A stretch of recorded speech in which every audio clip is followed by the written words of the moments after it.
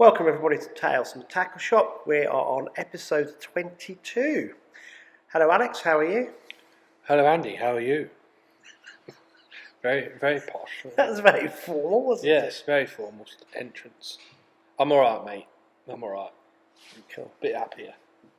Not that I'm ever happy, but yeah, I'm a bit happier, mate. What are you happy about, Newcastle? Well, that's one thing, yeah.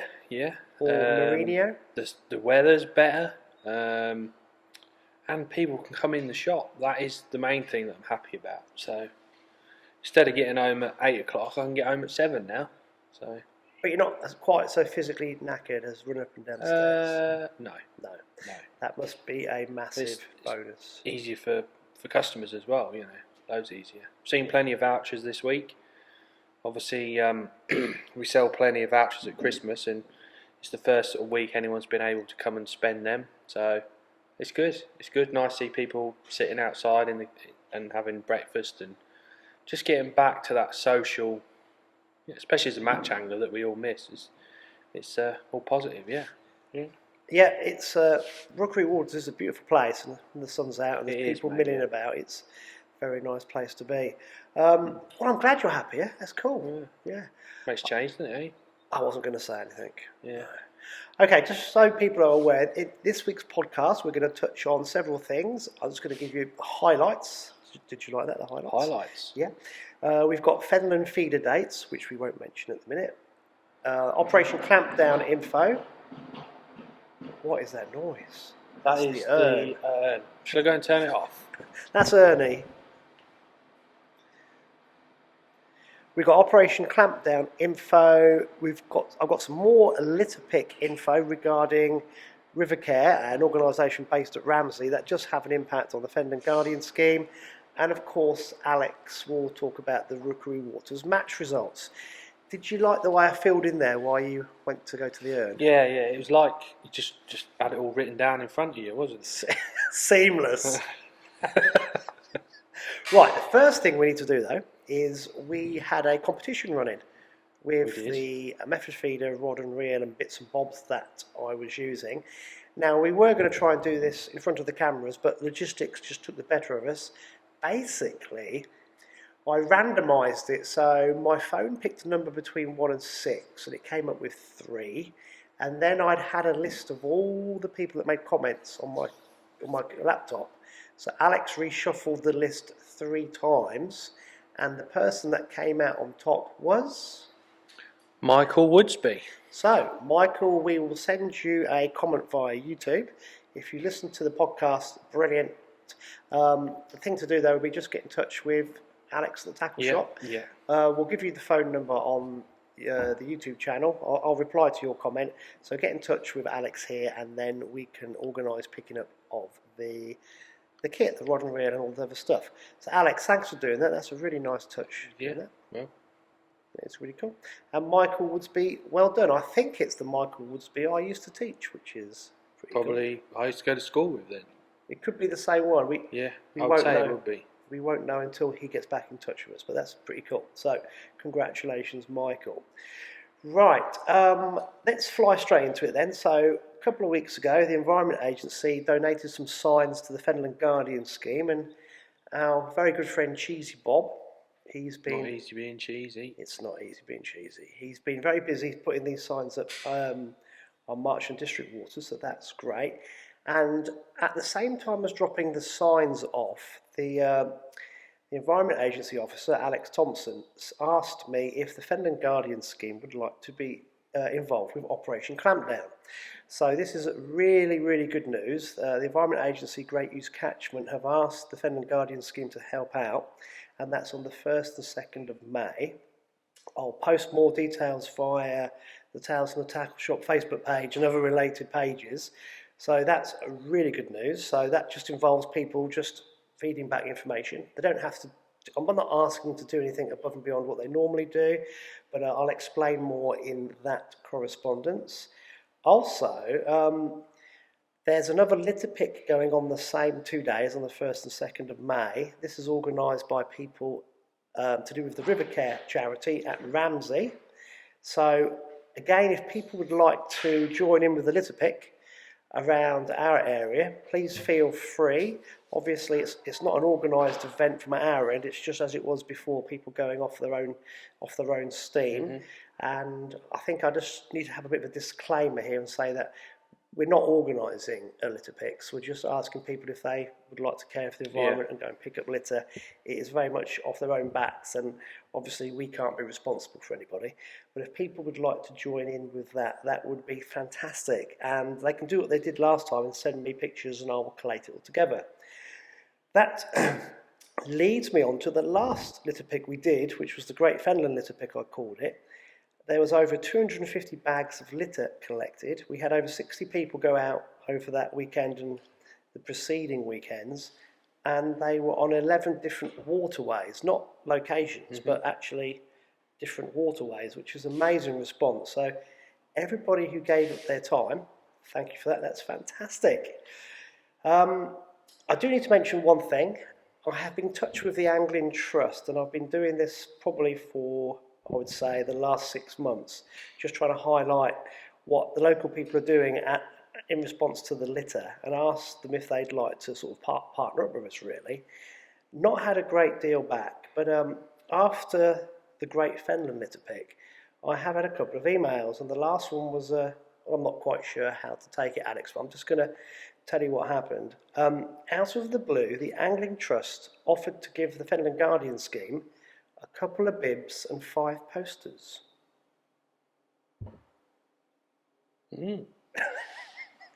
Which I thought was a bit, I didn't know how to take it, if I'm being honest with you. All these people have gone out and picked up this rubbish all over the place, and I've tried to get the Angling Trust to kind of partner up with us. I even used their Anglers Against Litter logo on the October litter pick we did at Shepperson's, and then I thought that was a bit, wow, it's just a bit insulting, really. I mean, what am I going to do with a couple of high-vis bibs?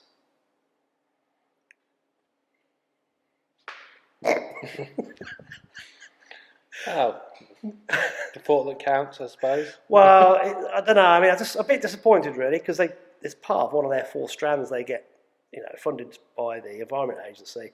And the 5 posters was a bit dumbfounded by, really, because they're sticking posters up after they've done litter picks, and I just thought, well, the wind's going to blow it off. It's going to get blown into a hedgerow or into a drain, and then we've added to the litter that people have just picked up. So I know 1 or 2 people from the Angling Trust will be listening. So, if you want to get back in touch with us, we're always open for a partnership, but really I was thinking more along the lines of litter pickers, or maybe a little bit of funding, like paying for the next round of leaflets, which is about 60 quid. I wasn't actually asking for a great deal, but a couple of high-vis bibs and 5 posters is no good to man or beast, really. So, a bit disappointed with that one.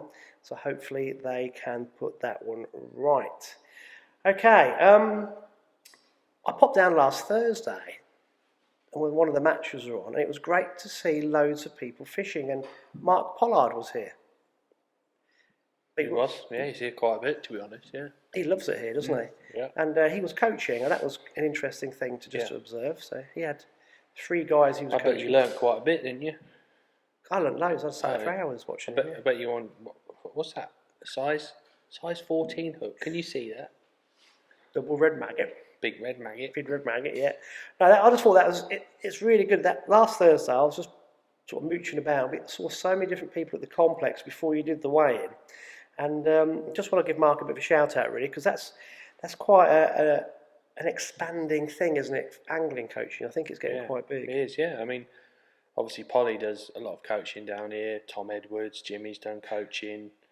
I think Bob Nudd's done coaching down here in the past. There's lots of top class match anglers doing coaching now, which is good. I know, and a few of the anglers that fish the open matches have had lessons with Polly and Tom and whoever, and they're improving week by week, which is good. I think the thing is with fishing, it's always been like, you don't have lessons, it's like, you don't do that. It's sort of an unwritten rule almost, that you just don't do that. You just get on with it and learn yourself, type of thing.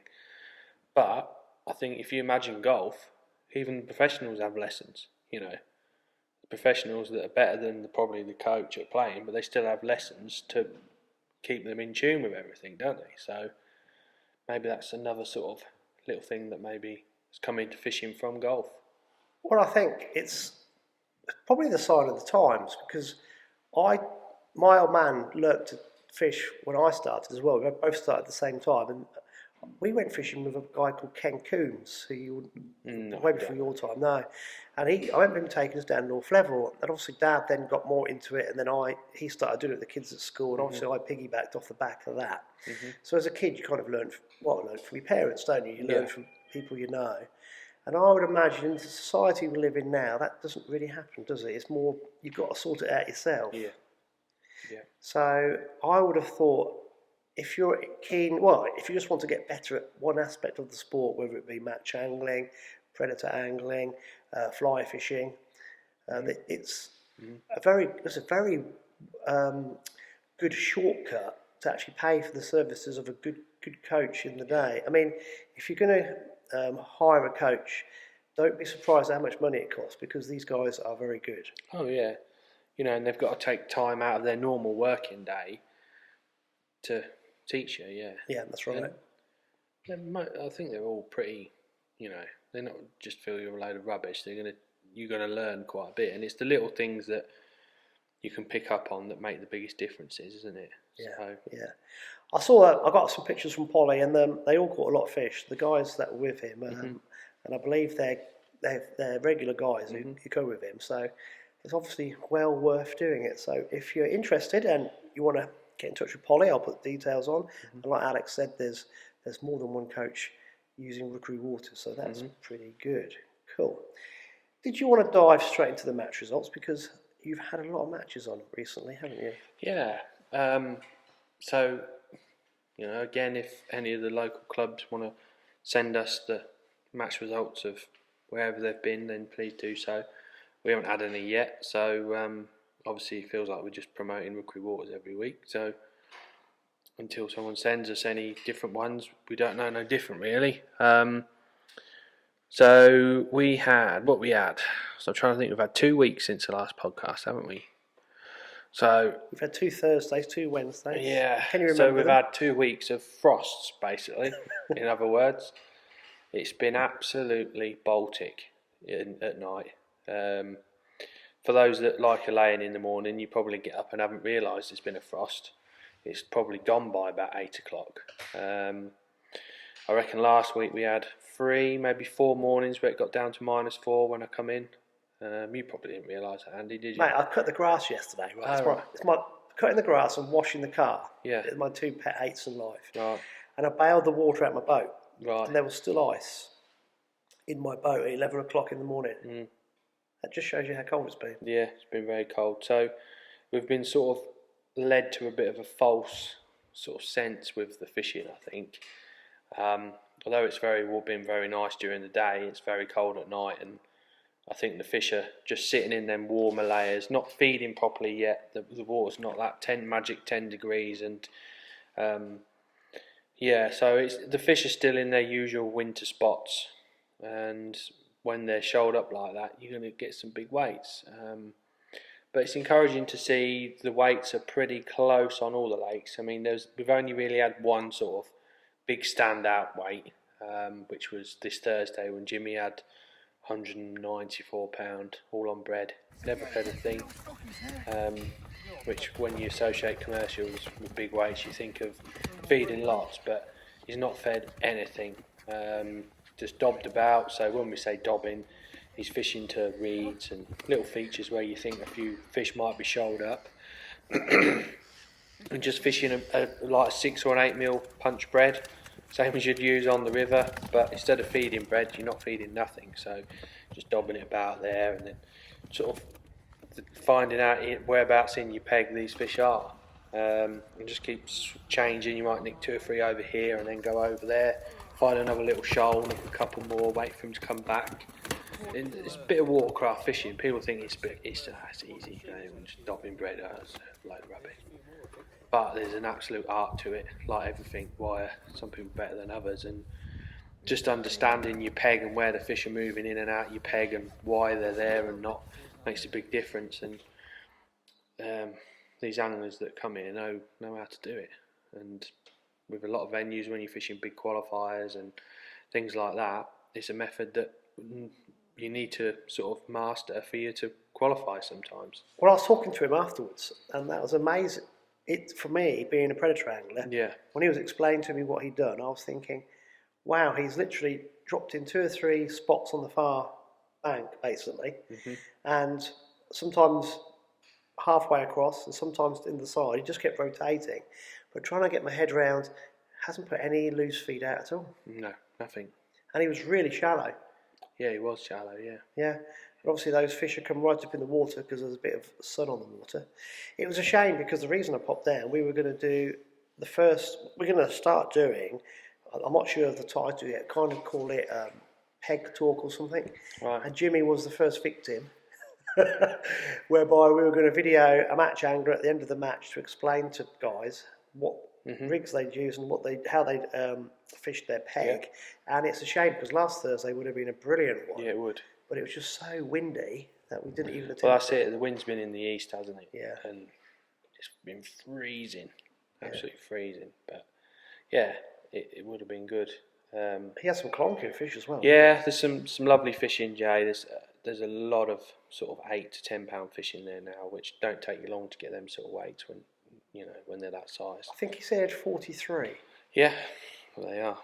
So what's that? They're the original fish that if you can catch them, you catch 25 fish, you've got 120 pound. Well, I was doing the maths here. 43 and nearly 200 pounds. That's over 400. That's over £4 on average. Yeah. Fish. Well, that's it. I think people think that the biggest fish are in magpie all the time, and for me, the lake that's going to sort of been in its shadow all the time has been Jay, and I think this year you'll see that magpie may be in the shadow of Jay, if you know what I'm saying. Yeah. The fish are bigger, so yeah. But also in great nick. Yeah. Yeah. There's a few with sort of damaged mouths and that, but that's sort of nature of the beast, isn't it? Yeah. You can't do a lot about that. No. Can you remember any other match results? Yeah. So we've had not this Saturday. So Saturday before was an open match on Jay and Raven, and Tom Edwards won it with £164, and that was bitterly cold that day. So he's caught just fishing maggots on the sort of top 5 or throwing maggots out of his hand. There's been a lot of fish in that arm, so from pegs 11 to sort of 16, 17, a lot of fish winter in there, and Tom's an awesome angler and he made the most of it, no mistake. Didn't foul hook many fish, hooked everyone properly. The guy next to him was second in the match with 111. I think he would probably admit that he's foul hooked a lot of fish, probably because there's so many in his peg, and then it almost becomes a sort of way of not feeding anything and just catching them in the mouth rather than foul hooking them, which is an art in itself. So they were first and second on that lake, and then on Raven, Ricky Ashwell had 99 pound, something like that. So another close to £100 weight. And then there was, I think James Folks had about 87. So the weights aren't massive, but pretty consistent all the way around, which is what you want. You don't want to sort of go, oh well, that peg's going to win every week, which puts a few people off. So yeah, that was the Saturday. The Wednesday one's been really well attended.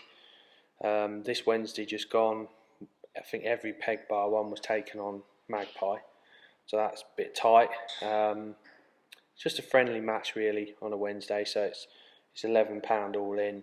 It's not, you're not fishing for a row of houses or anything, and I think the cat meat started to work on there for a few of them. A lot of them like fishing that cat meat, paste, bread, corn.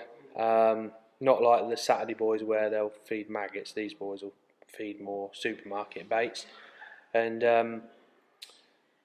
so I think Roy Winkup had £58, which is not a massive weight, but there was 2 or 3 other 50s and some 40s, so close again. Anyone can win it. Is that the over 60s? Yeah, that was the over 60s. And then this last Thursday we've talked about Jimmy. Obviously had 190 odd pound. Runner up was Rob Heath with 134. There was 106, 105, and lots of sort of 70 to 90 pound weights, which was good. So signs of improvement. And then this Saturday just gone, we had 50 booked in. We had 28. 50? Yeah, 50. Yeah, Cool. we had 28 anglers on Jay and 22 anglers on Magpie. Wow.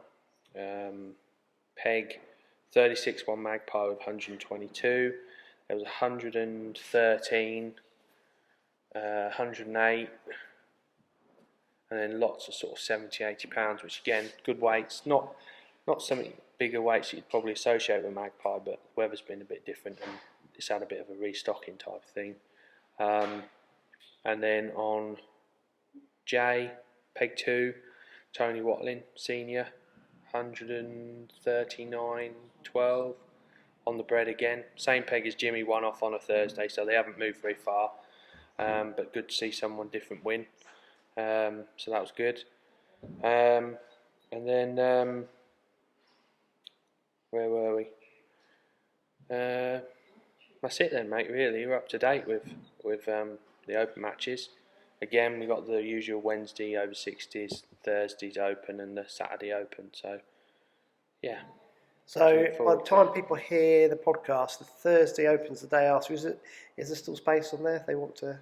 Yeah, there's space on all of them. So we've got up to sort of 60 anglers on a Saturday. So we've got the option of 3 lakes this Saturday, which is on Jay and Raven. Excuse me. And then if we need to, we can use Magpie as well. So. Perfect. That's amazing, isn't it? That's a really healthy turnout. Yeah, it is. It is, and the anglers are really good standard. It perhaps puts a few people off, but I think if you're serious about your fishing and you want to learn, then this is the place to come. Definitely. You know, I mean, the over 60s is £11. If you want just a nice friendly match. I mean, the lads on a Saturday are friendly. You know, we've got anglers that have been coming that perhaps struggle to make the frame, but every now and then they'll pick up an envelope, and it makes it all worthwhile, because just winning your section, you've done well in achievement. You know, the lads that fish here are qualifying for Maven finals, Fishermanias, and the top matches. So you're in good company. Well, I'm not saying this because you're so opposite me, but like when I popped down last Thursday, the guys were saying how they really like the payout as well. Wow. And they like the way that you organise the payout. They find it very fair. It's not dominated by 1 or 2 people. So they like the way it's organised as well. Yeah. I think just have, you've got a chance, even if you don't draw the best pegs, you've still got a chance of getting something back. Yeah, cool. Definitely. It's good. Definitely. Awesome. Right, I mentioned at the beginning we're going to talk about the Fenland Feeder pairs dates. Yep. So you've got those to release. Yeah, as well. so we haven't released anything on social media or anything yet. But the dates are the 18th of July and the 1st of August. So we're just doing 2 dates this year. Last year was 3. I think 2 just fits in with everyone. There's so much going on now. It's just easier for me as well in the shop. So they're the 2 dates. We're going to swap the venue about a little bit. We're still going to use the middle level, but we're going to go sort of nearer, back towards this way as such, nearer sort of Crooked Chimney and Pingles Bridge. Going to use that, and we're also going to use the 10 Mile Bank, which we've not used before. Both venues you can park behind your peg. Both venues are plenty wide enough, they're deep enough. You've got that sort of unknown of catching a boatload of fish, or like it has been, not a great deal of fish. 10 Mile could be even harder. It could be, but I think with 10 Mile you might be able to catch some roach and different bits and bobs just to make bites. But the way we're going to do it is, last year obviously you could pick which section you went in, and we're going to do the same this year. So we're going to have one of the pair will go to the middle level and one will go to 10 Mile. Oh, I see. And each venue will have a draw. So say I'm on 10 Mile, I'll be doing the draw at 10 Mile. Yeah. And then perhaps Ray or whoever, John Price, whoever's at the middle level will be doing that. So nice, easy, quick, as you draw along the bank, The draws are going to be a lot later this year as well, just so we're not all on top of the bank for ages and scaring all the fish away. So that's another thing to look out for, the draw times. And then hoping we can find a pub afterwards to go back for the presentation. Sort of thinking perfect place would be probably the Lamb and Flag at Welney. So we'll have to speak to the guys there if we can go back and use the beer garden there, which I'm hoping we will be able to. So it's sort of in the middle. Again, it's £20 each, so £40 a pair to enter, and £20 each for pools. Perfect. I mean, you organised it really well last year, and it sounds like you've kind of adapted it slightly to meet what's going on. That's a good idea. So, Yeah. wow, 10 miles even further for me to chuck with the old swing tip. Yeah. Right, feeder dates then. So, Yeah, so 18th of July and the 1st of August. Just give me a ring at the shop and we'll get booked in. We had 23, 24 pairs last year. Whether we get that again this year, it'd be great. We might get more, who knows. It's nothing serious, bit of fun, bit of leisure.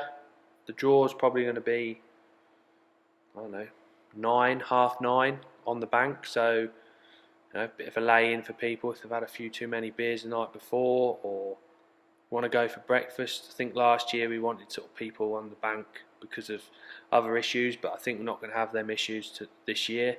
And yeah, nice simple rolling draw. Everyone can get to their pegs, get set up, and do 11 till 4 again probably. perfect. You say it was a leisurely, but the first match, I do have to remind you that I beat you by 1.5 ounces. And you were only 8 pegs away from me. Yeah, but what happened in the second match? And what happened in the third match? The third match I wasn't there. I was struggling at the World Predator Classic, if you remember. Yeah.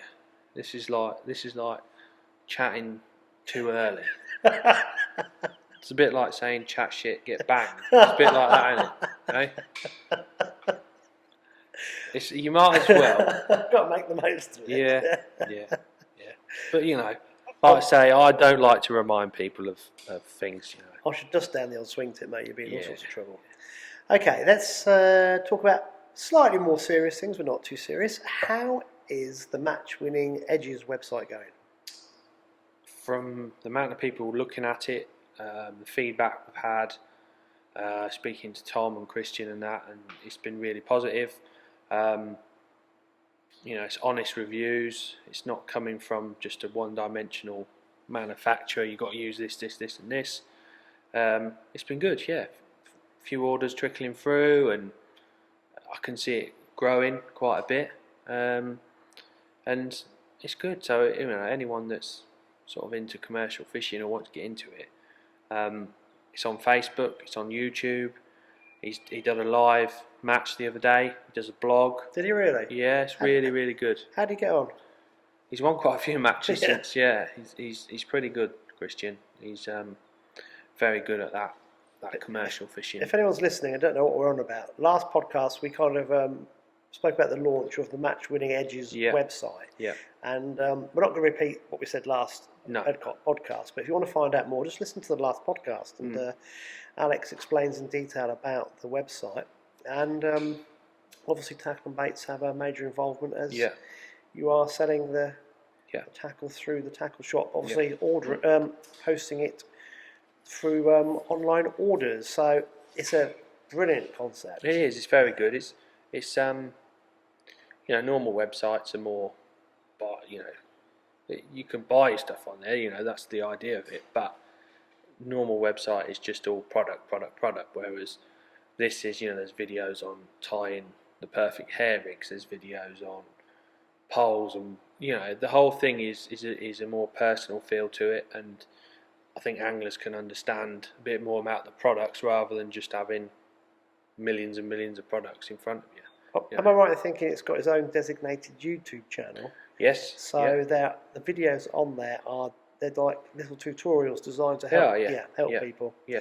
So it's all laid out, isn't it? It is, so if people want to improve, like you said, their commercial skills, then really that would be a great starting point. It is, definitely. Cool.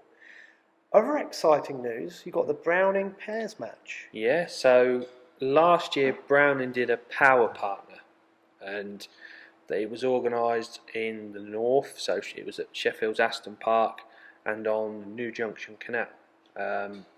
So the concept of it is a bit similar to how we have the Winter League final here, half your team's on decoy and the other half's on the Fenland drains. And we got approached last year about it. We've been meant to be having a Browning, like I think they call it the War Horse, and a team event, but because of COVID it's been cancelled twice now. And they're still going to do that, but that'll be on the Friday, and then on the Saturday is the Browning Power Partner. I think it's Power Partner Classic it's called. The concept obviously is the same. One angle will be on the drains, which we haven't just confirmed what sections or anything we're using yet, but that'll be the Old Neen, hopefully the bypass. And obviously with that time of year the fish are on the move a little bit, so we haven't sort of confirmed what sections we're going to use for that yet. What's the date, Alex? So the date is the 23rd of October. Oh right, so it's a bit later on, for March it should be absolutely spot on. Should be, really good fishing. That was about the right time for that £60 bag last year, wasn't it? Yeah, I think it's perhaps a week or so later. Yeah. But that time of year, I think March never used to be, because we never used to go on it that early. But I think you've got some right oddball fish feeding. You've got rudd, you've got tench in the system, bream, skimmers, the roach are sort of flocking in. There's everything, perch, eels. It's going to be a right match. Be really good, really good. And then obviously the other part of the pair will be here at Rookery. It's 60 pairs fishing, so we'll probably use jay, raven, magpie and possibly crow. I'm not sure how the format's going to work, whether it's overall one on the venue down to 60 or sections. I'm not sure how that's going to work out. I'm not sure how Browning want it. Personally, I'd probably have it sections of 8, something like that. But their competition. And then the biggest draw is the prizes. It's all going to be done through Tom Scully at Catchmore Media and Browning themselves. The tickets are available now. I think they're going to sell really, really quickly, just because there's plenty of anglers want to do a bit of both. We're sort of more in the Midlands here, even though, well, I suppose we're more Midlands than a lot of places, so access and getting to us is probably going to be easier for more anglers. And obviously Browning, all being well, we'll have sort of some demonstrations and the poles on display, and obviously the people from Brown will be coming over as well, so it'll be a great 2 or 3 days, and really looking forward to it. So the draw is obviously top anglers like to look for the prize money. It's £50 each, so £100 per pair, and the winning pair gets £2,000 and 2 Browning Z9 3 poles, which are worth like £3,000. So if you do get a chance and you win, you've got a fantastic prize really. There's only really probably Fishermania Golden Reels that offers more than that sort of prize money really. Runners up get 1,000, then 700, 600, 500, 400, so proper payout. I think the draw will all be done through Catchmore Media. I think the original plan was to sort of have the draw earlier for the River boys, but I think we might perhaps do a live draw the night before so people can organise and do what they're doing. But obviously Tom and Brown is for them to sort out. So yeah, looking forward to that really. That's exciting, isn't it? It's a real new concept for the area, and obviously being in March, there's going to be some top anglers. Not that we don't get top anglers on March every week, so it'll be really, really good. That is really fantastic. Cool. You have 120 really good anglers. Yeah. Wow, and that's. But like I say, if you are interested, get in quick, because I think it's going to sell out very quick. Yeah. Has it already opened up? Yeah, it's been about a week or so now, so I don't know how many tickets they've sold. Hopefully they haven't sold out now. But I don't think so. I think quite a few people sort of sit on the fence a little bit, see what's happening first. But it'd be good, because we've obviously got 60 hardened winter league anglers in the area, and there's plenty of commercial anglers that come here. So I think finding a decent pair is not going to be hard, but we'll see, won't we? We'll see. Angling's really cool at the minute. There's lots of things going on, and Yeah. people have changed formats of it. Yeah, it has. I mean, the other thing is, I can't see Ireland happening again this year. I think maybe in the north you'll be able to go and fish, but I think the Southern Ireland, that may be a bit of pleasure fishing from sort of August onward, from what I've sort of been told.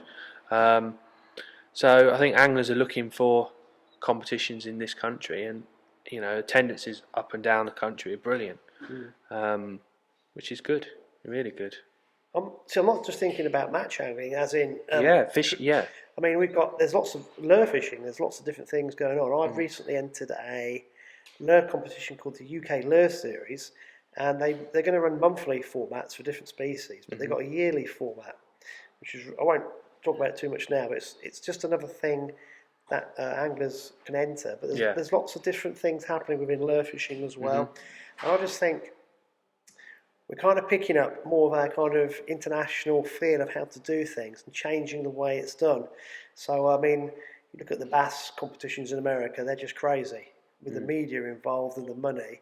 But it is that type of thing slowly coming across. I mean, I know in Scandinavia and Europe they have some big competitions, and there's big in YouTube involvement and media companies and the whole thing, and they've been doing that for the last 10 years now. And I just think it's good. We're traditionally coarse fish based, aren't we? And therefore, match angling is, I would arguably say, the second biggest strand of fishing after carp fishing. Would you say? Yeah, I would say more. Well, specimen angling, yeah, probably. I don't know. Like the specimen carp angling, I don't know. I'd like to know them figures, really. I'll say but match angling is very strong, isn't it? Yeah, I think it is. Match angling is strong, but it's even stronger now because there's so many new faces coming. That if you imagine match fishing was probably on its legs with there's no new youngsters coming through, which hoping in the next few years that will change. There'll be more youngsters coming in. Just at the fishery, we've seen a lot more youngsters fishing. But I think where match fishing has gained is perhaps people that used to match fish have given it up, and they've sort of had a rethink about what they're going to do, and they've come into it, joined a club, and obviously probably when they used to match fish, commercials weren't about then, and maybe the reasons why they stopped match fishing, the commercials solve it. Do you see what I'm saying? So maybe, hopefully, we can keep those in, and there's lots of anglers that have come back to natural venues as well. But also, branding's important. I mean, look at the caps we've got on. It's trendy to wear the stuff, and you look at people wearing Matrix stuff and wearing, I don't know, Browning stuff, and Diamond stuff. It's in people's faces more, probably. I think it's good. Talking of hats, look at my hat hair. That's good, isn't it? Yeah. I'm actually, another reason why I'm happy, I've actually had a haircut, mate. Well, the reason I'm going for my first haircut in about 5 Honestly, months. I went for a haircut and I never realised how enjoyable a haircut was until I went for one yesterday. Tomorrow morning, mate, at Barber's. First time for ages. I can't wait. I don't know why I thought I'd drop that in, just came into my head. Well, honestly, it's weird, isn't it? I mean, I went for a haircut yesterday and I got there just at the right time. Literally pulled up, went straight in. One bloke got out of the chair and I got in. It was like, mate, you couldn't have timed that any better. And you sat there and you're having your hair cut, and all of a sudden you can see your moles on your head again and stuff like that. Feel a bit cleaner, a bit pampering. And then the Turkish barbers do look after you well, don't they? And don't know, having a shave, and I thought, God, I haven't shaved for a long time. You can tell because your skin's it's all soft underneath, and you get all cut and that. And no, it's mad, isn't it? How just having your haircut can make you so much happier. Yeah, it is. Yeah. Right, I suppose before we sign off, a couple of things we need to talk about is you got some new products in the shop. Well, or loads. Yeah, got new products. There's new products coming in all the time, and there probably isn't as much new product this year as other years, is because manufacturers are struggling just to get stuff. So rather than concentrate on new gear, they're sort of just concentrating on getting anything at the minute. But there's some little nichey little things. I mean, obviously we do a lot of worm fishing on the drains, and Cresta have brought out some. They're just designed for that purpose. You see a lot of anglers taping 2 big pairs of scissors together, and these are sort of designed off that, but just getting your hands in properly and being so they're able. like double bladed, are they? Double bladed instead of triple bladed. I mean, triple bladed have been around for years, haven't they? But I think everyone agree you use them about 6 times and they're knackered. Are they selling well? Well, the double bladed ones, yeah, they are. Yeah, I mean, I even sold one to Alistair Ogilvie, and if he buys anything, they must be good because he's watertight. How much are they, mate? 15 quid. Right, and 15 quid. Selling like hotcakes. Yeah, they really are. They're as a match angler, you appreciate something like that. I mean, it's hard to explain to some people. You go, oh, look at these new scissors. They go, just another pair of scissors, mate. But if you're a match angler and you do that sort of fishing, you use them and you appreciate it, and little difference like that. But yeah, obviously other new stuff. There's reels. I think there's massive container load coming from Shimano. I've been waiting for the reels for months and months and months. So we've got all your little bait runners are back in now. STs, DLs, the Saharas, Siennas. Little £25 Shimano reels, £50 bait runners. They're all back in, which is good. It's great for this time of year. Got some new poles coming in this week as well, which is, I think we're going to do a little video on those. Is that the one that Brown, the Z9? Yeah, so we've got the Z9 3 coming out this week, which are the prizes in that power partner. So they're coming in this week, and also Daiwa have brought out a new flagship pole, which when Daiwa bring anything new out like that, you sort of have to take note of it. And we've got a couple of. They are top end.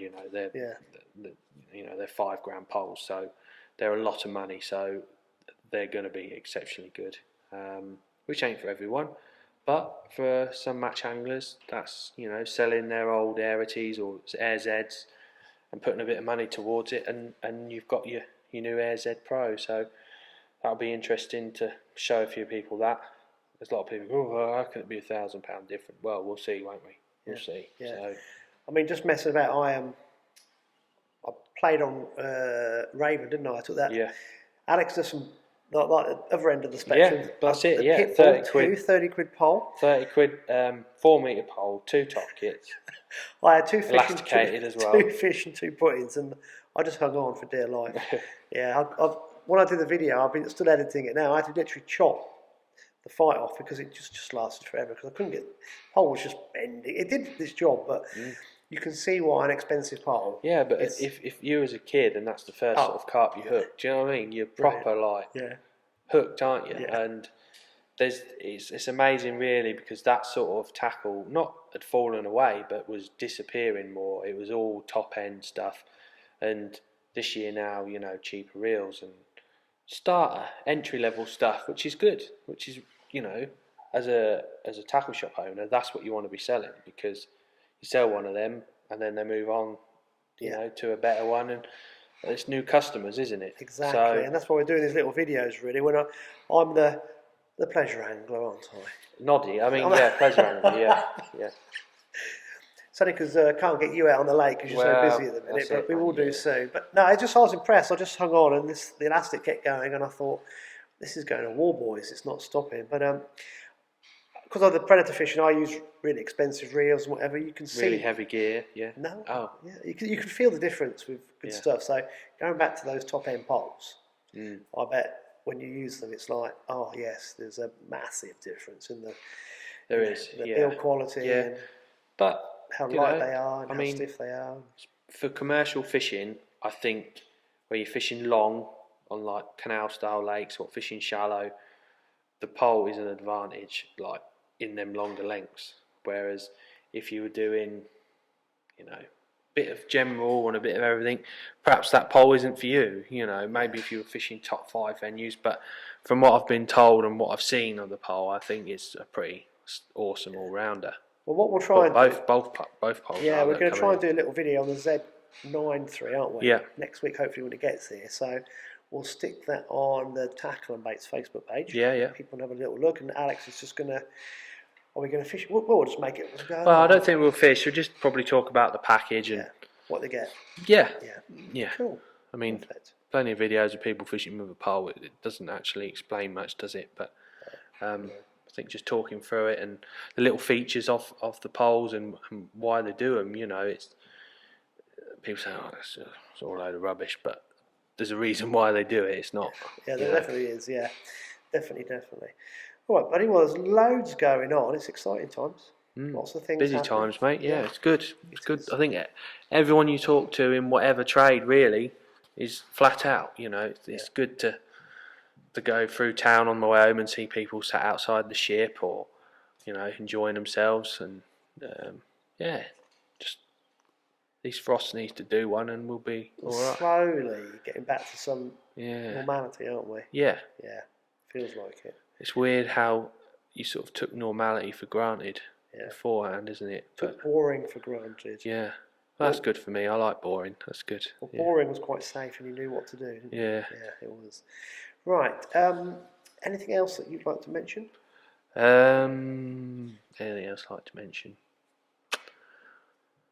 I don't know, mate. We've covered quite a lot, haven't we, this week? And we've got some sort of the dates in. Obviously, just keep an eye on the Facebook page for more info on the feeder pairs. We're going to do a bit more videos and bits and bobs on the tackle and baits. So you might see my ugly mug talking a load of rubbish. So look out for them. But what's different? Well, Can't get enough of Alex Bates on social media. So way the world, buddy. You got to get out there. Yeah. Cool. Well, in a couple of weeks' time, my plan is to have at least one, maybe two. I haven't told you this yet. Oh right, okay. Yes, I'm dropping you on this one, but I'm going to try and get one, if not two, lady anglers on the podcast. I'm going to do a FaceTime recording with them. I'll drop it in the middle of the podcast, but that's to be confirmed. Because I thought one of the things we perhaps should start to look at is not just getting youngsters involved in the sport, but the fairer sex as well. I think we kind of need to push the gender side of things and get more women into the sport. Yeah. So I want to have. I think you'll be surprised. There's more female anglers in the sport than probably what we. I've noticed more and more. Well, lure fishing. Yeah. I've seen what I thought. This is good. We're getting a bit of a broader spectrum. But we'll have the two ladies on in a couple of weeks, at least one of them, and they can tell us about. Both lure anglers, are they? They're both lure anglers. Yeah. They have different levels of experience, and they'll tell us about the trials and tribulations that they have to endure sometimes on the riverbank. Yeah. But that'd be quite cool, and it'd be quite nice to kind of try and push the boundaries of this, because I think the way angling's going, it's hopefully losing that kind of old men sitting in a field on a dirty riverbank kind of mentality. Because it'd be good to get away from that. I know I go on about it, but in Sweden it's completely different. It's families involved, women going fishing on their own. Do you know what I mean? It's seen as a cool thing to do, and I think if we can somehow tap into that a little bit with all the exciting things that are now happening within angling, it would be good. Anyway, we'll try and get those ladies on in a couple of weeks, along with other things that we normally do as well. Right, buddy, I think we need to draw this to a close. This has been Tales from the Tackle Shop, a Fenland Fishing TV production.